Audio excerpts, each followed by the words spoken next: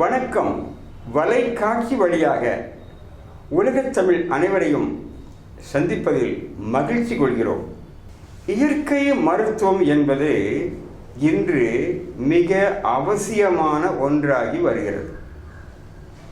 பல மருத்துவங்கள் இருந்தாலும்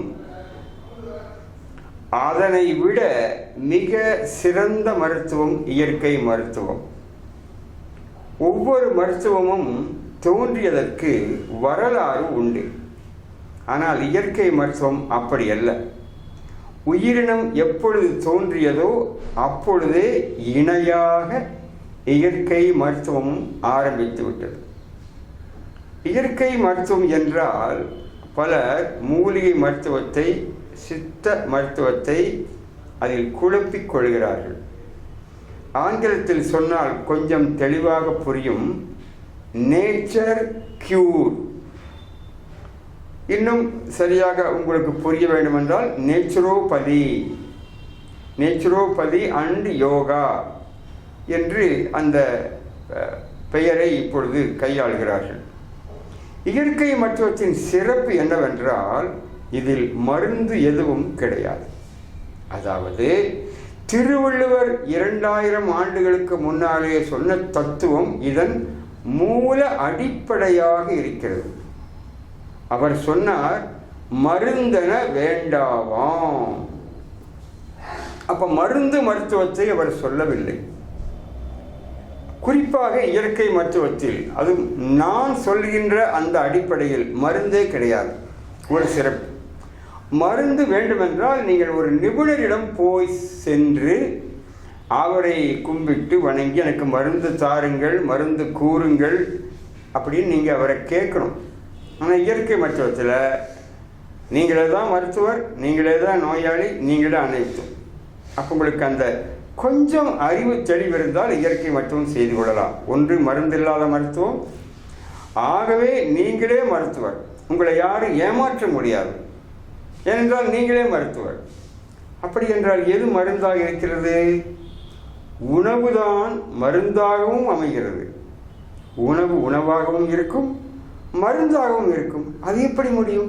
மருந்தே இல்லாமல் எப்படி நோய்களை குணப்படுத்த முடியும் என்கின்ற ஒரு கேள்வி எல்லோருக்கும் வருகிறது.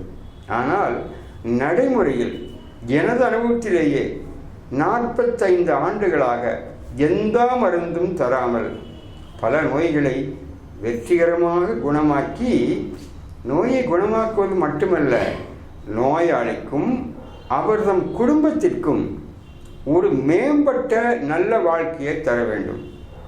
நோயை குணப்படுத்திவிட்டு மாதம் 15,000 ரூபாய்க்கு நோயாளிக்கு செலவு செய்ய வேண்டும் என்றால் அது ஒரு சிக்கலான ஒரு விஷயம். இயற்கை மருத்துவத்தில் அப்படி இல்லை. நோய் குணமானது மட்டுமில்லாமல் சிறந்த வாழ்வு அமையும்.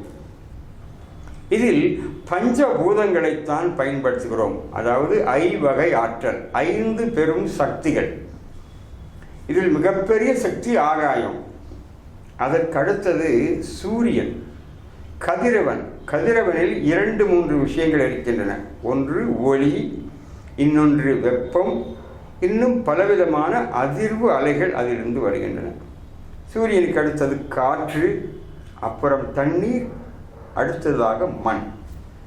மண் என்றால் மண்ணில் விளைந்த அனைத்து பொருள்களையும், முக்கியமாக தாவரங்கள், மரங்கள், அவை தரும் கனிகள், கனிகளில் உள்ள அந்த சாறுகள். இதுதான் இயற்கை மருத்துவத்தினுடைய பஞ்சபூத சக்தியின் அடிப்படை.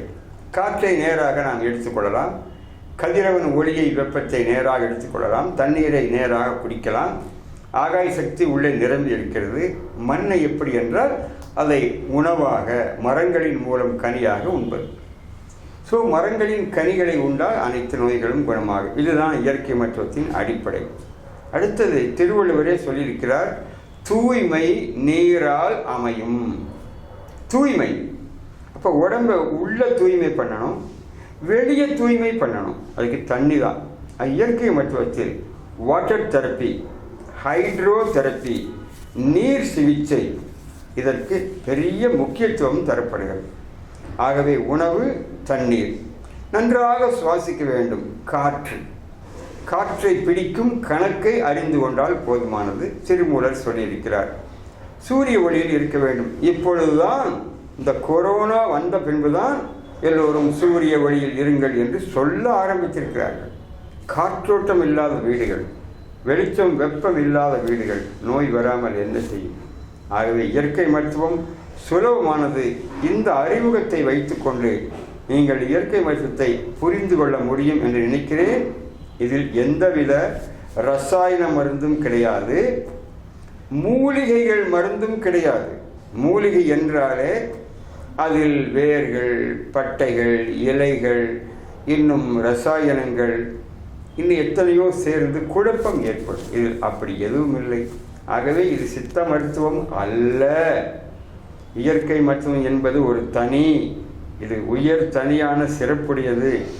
இதை நீங்கள் எளிதில் கற்றுக்கொள்ளலாம். அப்படி கற்றுக்கொள்ளும் முயற்சியில்தான் நம்முடைய வலைக்காட்சி நிறுவனம் ஒரு முயற்சியாக உங்களுக்கு சேவை செய்து கொண்டிருக்கிறது.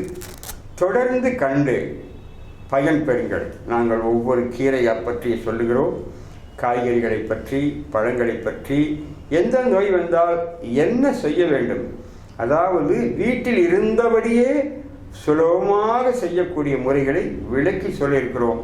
கண்டு கழித்து பயன்பெற்று நலமான வாழ்வில் ஓங்கி வாழ்க வளமுடன் என்று வாழ வேண்டும் என்று விரும்பி வேண்டி இயற்கை மகாசக்தியை பிரார்த்தித்து நல்ல உள்ளங்களுக்கு வணக்கம் கூறி விடைபெறுகிறோம்.